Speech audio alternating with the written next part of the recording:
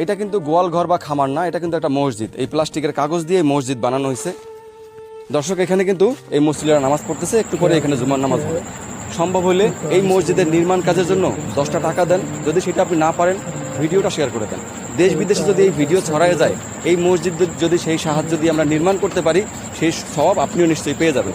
দেখেন এই মসজিদের মুসল্লিরা কত কষ্ট করে নামাজ পড়ে, এবং ফ্লোরে দেখেন এখানে এই ইটের সোলিং করা, টিনগুলো কিন্তু একদম পুরনো। আর প্লাস্টিকের যে কাগজ সেটা তো দেখাইলাম।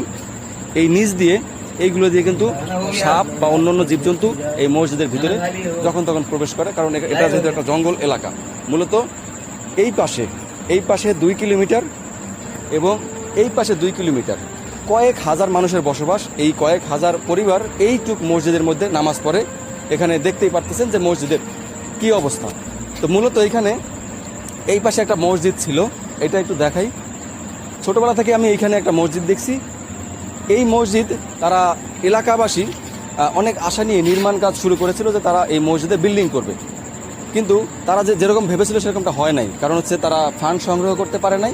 দীর্ঘদিন যাবৎ এইটুকু কাজ করছে, এরপরে পড়ে আছে, এখন তারা এখানে নামাজ পড়ে। আমরা যদি সহযোগিতা না করি, আপনারা যদি এগিয়ে না আসেন, তাহলে হয়তো জনম জনম তাদের এই জায়গায় এই ছাপড়ি ঘরের মধ্যেই নামাজ পড়তে হবে। তাদের হয়তো আর স্বপ্ন পূরণ হবে না। এই আল্লাহর ঘর, এই বিল্ডিং ঘরে নামাজ পড়ার স্বপ্ন হয়তো তাদের আর পূরণ হবে না যদি আমরা এগিয়ে না আসি। এখনও কত কাজ বাকি, শুধুমাত্র ছাদ করা হয়েছে আর সিঁড়ি করা হয়েছে আর ফ্লোর ঢালাই করা হয়েছে।